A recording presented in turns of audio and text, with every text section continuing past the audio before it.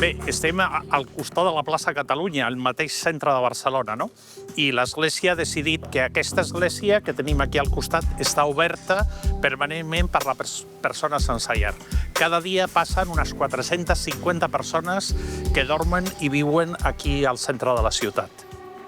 Reben servei de menjador, servei d'atenció mèdica, servei d'acompanyament psicològic, servei també d'orientació laboral, servei d'acompanyament espiritual i després també tenim pisos d'acollida de nanos, molts d'ells són del Barça, que han vingut des d'Àfrica i que estaven al carrer i ara estan fent un procés d'autonomia.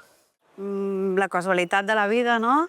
El de la comissió esportiva, el Deco i diversos membres de la comissió em van dir, escolta'm, a la Masia i al primer equip a vegades hi ha un excedent de menjar o porten més menjar del necessari. Es podria fer alguna cosa amb aquest menjar? Que tinguem un director de futbol que té aquesta especial sensibilitat i que en seguida va veure que s'havia de fer alguna cosa amb el menjar, que és menjar de primera qualitat, que mengen els nostres esportistes, però que a vegades no s'acaba tot i que era una llàstima que es perdés. Exactament el mateix. Els ingredients són els mateixos, la qualitat és la mateixa, els cuiners són els mateixos i, per tant, és una cosa que és real, que surt d'allà per a aquestes persones. Nosaltres el que fem és que si veiem que no arribem a aquestes 60 racions que són el mínim que necessiten, cuinem de més per poder arribar a aquest mínim de número de menús que necessiten.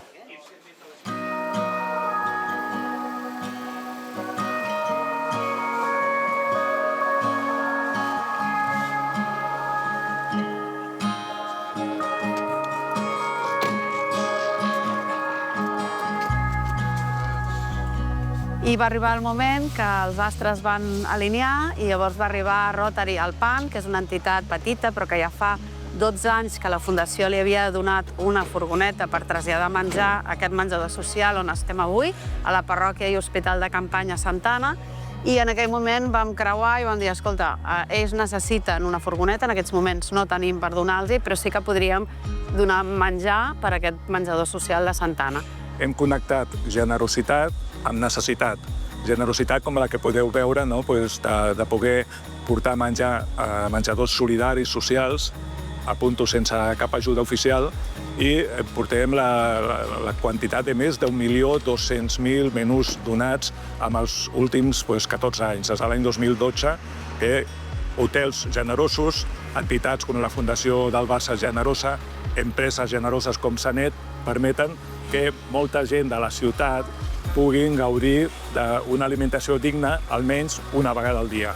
Cada setmana hi ha una logística muntada, està funcionant des d'aquest mes de gener, on menjar que es fa de més expressament perquè pugui arribar a Santa Anna, de la Masia, del primer equip i d'altres escoles de l'àrea de Barcelona, doncs venen aquí i hi ha més de 400 beneficiaris diaris que poden gaudir d'aquesta alimentació.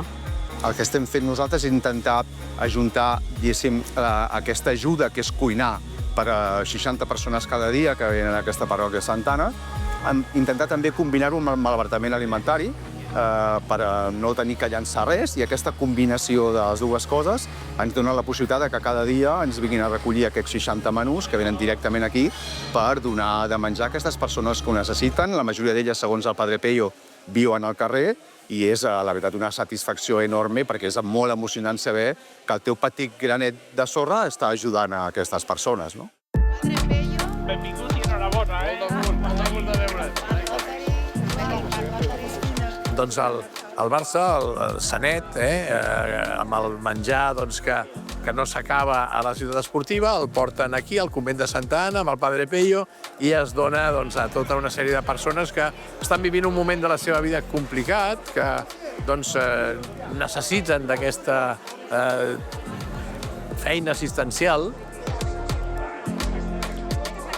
Bé, són gent que el que diuen sempre parlen del futbol, coneixen els jugadors del Barça, han tingut cadascun alguna experiència relacionada amb el Barça i, no sé, parlen del país d'on venen, no? I a vegades si hi ha coincidència que he visitat aquest país i mira, jo vaig ser allà.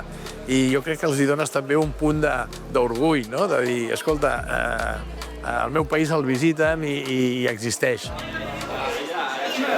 De Xile. Jo estava en Santiago. Mentre donem el menjar i tenir una conversa així normal i corrent i que els hi parles també del seu país, jo crec que també tenen un punt d'orgull.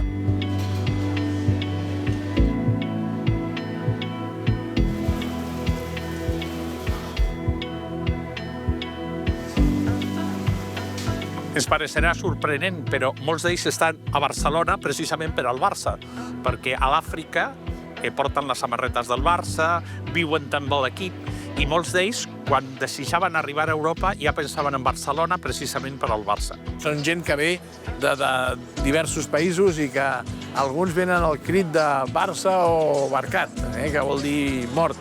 I el Barça significa vida, la vida que volen tenir.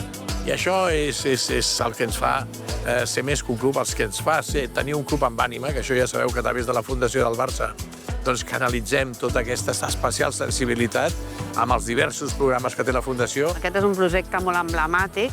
És veritat que nosaltres sempre treballem més amb nens, nenes i adolescents i joves, però aquí a Santana, per exemple, doncs molts dels beneficiaris són joves, joves que han arribat d'altres països, joves d'aquí que estan en una situació d'alta vulnerabilitat i precarietat, que viuen al carrer, que no tenen recursos per una alimentació adequada i, per tant, vam pensar que aquest compromís del club, des d'inclús primer equip i Masia cap a una entitat social com l'Hospital de Campanya de Santana a través de la Fundació, tenia tot el sentit i l'hem impulsat, està funcionant molt bé i esperem que puguem estar molts anys fent-ho.